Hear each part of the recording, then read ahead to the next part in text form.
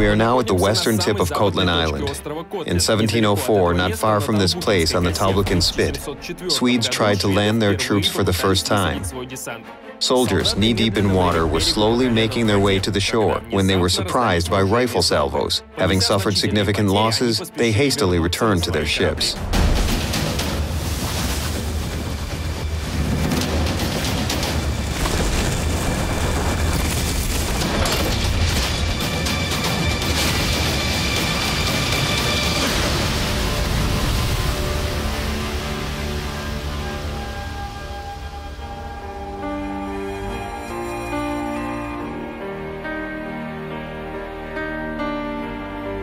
"200 years later, on the very spot of Kotlin Island where the Swedish landing party had been repelled, a new fort was built. In the beginning of the 20th century, it had the same purpose as all other forts here since the times of Peter I, to protect Kronstadt against attacks from the Kotlin Spit. Forts have some advantages over warships and ship-based artillery. Firstly, they have solid foundations and pre-sighted fire zones, and every shell, every salvo, would hit these zones exactly where they needed to hit. Fort Reef is not the only one in Kronstadt, and the Kronstadt Fortress is an entire system of fortifications.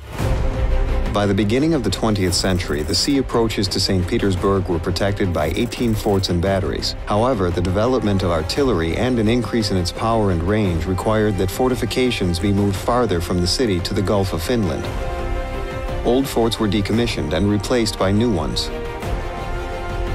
By the beginning of World War I, if the German fleet tried to break through to the Gulf of Finland, they had to survive salvos from the heavy 305mm guns of Forts Ino and Krasnaya Gorka and overcome a very powerful mine barrier. After that, the enemy would be greeted by artillery fire from Fort Reef. Its location was very advantageous. Its artillery could protect both the south and north fairways to the city.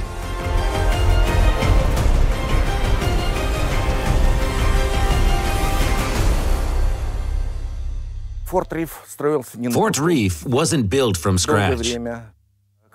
For a long time, this location was a proving ground for testing new means of defense and attack.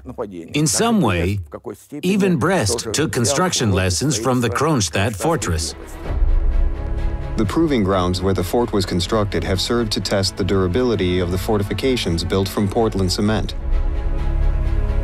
Many experimental buildings of that time survived and were later incorporated into the fort structure. According to the project, the fort perimeter was longer than 2 kilometers. The fortress took up to an area of 15 hectares. 5 of them were artificial embankments. The walls were 2 meters high and 3 meters wide.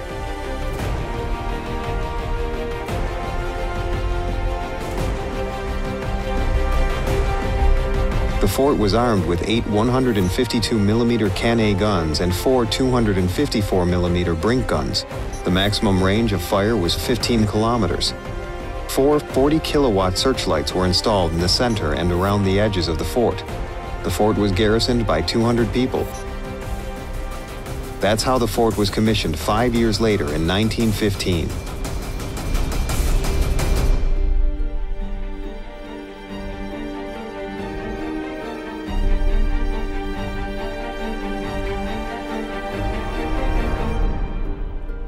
To make it possible to fire at both the southern and northern shores, and the entire space in front of the island, a powerful 254mm battery was built at Fort Reef. Brink guns became the primary armament of Fort Reef. At the beginning of the 20th century, 254mm guns were the main type of large caliber guns used in Russian coastal defenses. And these guns played a major part, maybe even a crucial part, in assuring that no one ever tried to pass by this fort. Fort Reef, built on the western tip of Kotlin Island, was designed to destroy enemy ships that broke through to the bay. The fort's artillery consisted of a couple of standard fortress guns of the time. To the right and to the left of fortifications housing 254mm Brink guns, 2 batteries of 152mm Can guns were erected. These 2 calibers complemented each other perfectly. Cannae guns were compact and quick-firing. If the gun crew was well-trained, it was able to make 5 shots per minute. It all depended on the speed of the ammunition feed.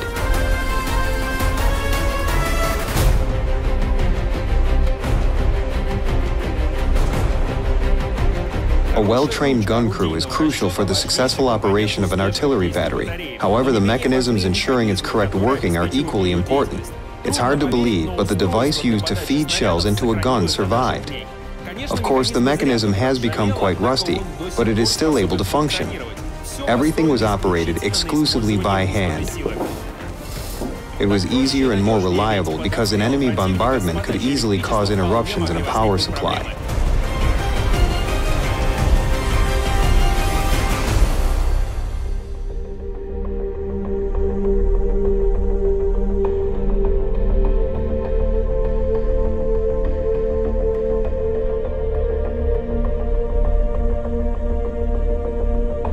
At Fort Reef, elevating mechanisms were used not only to feed ammunition, but to lift the guns themselves.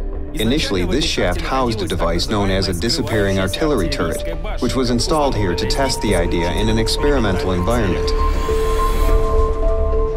A 57mm gun was placed in a turret-like casemate. This construction was based on the idea of a disappearing battery by German Igorovich Paukier.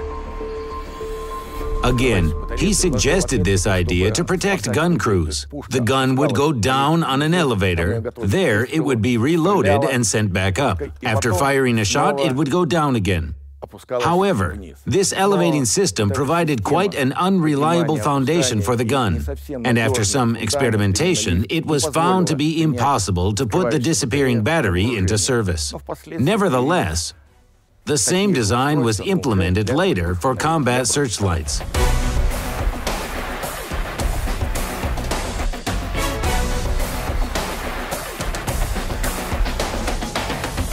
This shaft looks quite modern and bears a slight resemblance to a silo for ballistic missiles. In fact, these shafts housed combat searchlights, the eyes of the fort. Before the invention of radar, they were the only means to discover an enemy at night. A metallic platform with a Siemens-Schuckert combat lantern was installed inside each of these shafts. They were produced by a Siemens factory in St. Petersburg, which was later known as the Elektrosila plant. The glow was emitted by an arc discharge, which was then focused and reflected by a mirror with a diameter from 1.5 to 2 meters. With a current of 150 amperes or more, each searchlight required an individual diesel generator in order to function.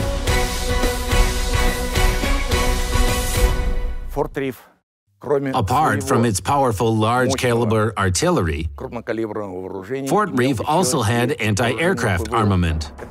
These were 4 85mm guns and 8 45mm guns, quite powerful weapons as well.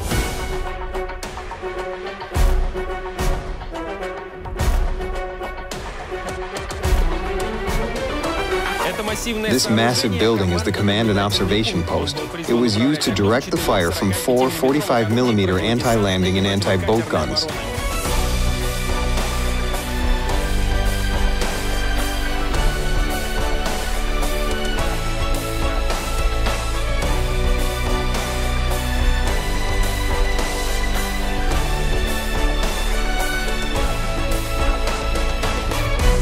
Enemy landing parties posed a serious threat, especially in winter when the bay was frozen over and they could walk to the island. Torpedo boats were dangerous as well. The use of these small ships allowed the British to sneak by the forts and attack the fleet in Kronstadt's havens in 1919. All the mistakes and landscape peculiarities were taken into account, and in World War II, neither German aviation nor their landing parties had a chance to break through to Kronstadt and Leningrad.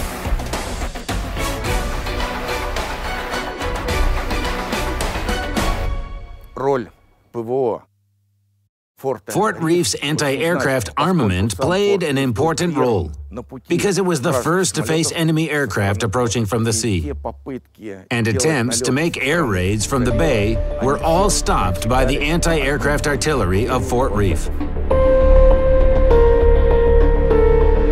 As Fort Reef was being built, the telephone and telegraph network connecting all the forts of St. Petersburg was upgraded and extended. They needed to lay more than 108 kilometers of underwater cables and up to 28 kilometers of underground cables, as well as more than 300 kilometers of aerial cables. The Kronstadt telephone and telegraph network of the time was more developed than many other cities of the Russian Empire.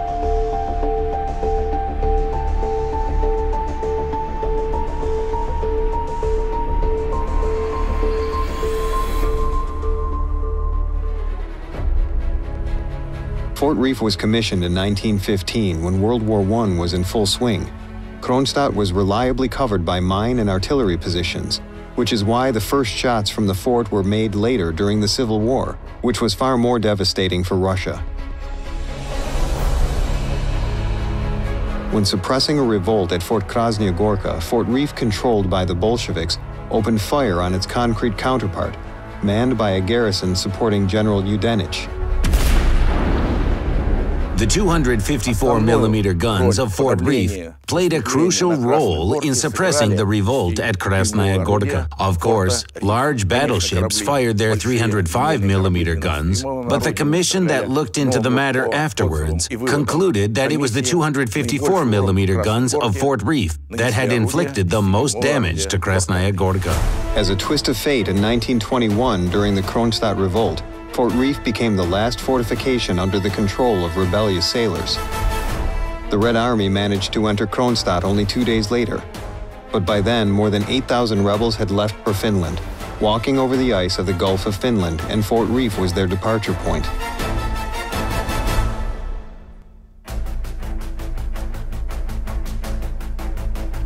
It's hard to overestimate the value of Kronstadt and its forts for the defense of Leningrad during World War II. Fort Reef was actively used as a forward air defense position above all. Only once did a 254mm gun from Fort Reef fire in the direction of the enemy, and there's a rather curious story behind this shot. Charges for these guns used very old black powder that produced a very distinctive pillar of smoke. Unexpectedly, it was helpful for artillerymen from Kronstadt. Orbruchev, the commanding officer of the fort, called to Reef and asked, "What are you doing? What are you firing with?" The artilleryman replied. Then the commander requested, "Fire again. The smoke helps me adjust my aim, and I don't need to waste any ammunition."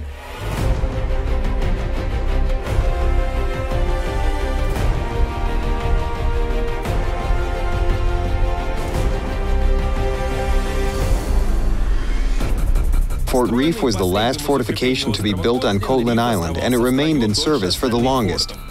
Even at the beginning of the 1970s, guns were still here and monthly artillery training was held. Later, the fort was used as storage for ammunition and other equipment. In 2014, the military left Fort Reef.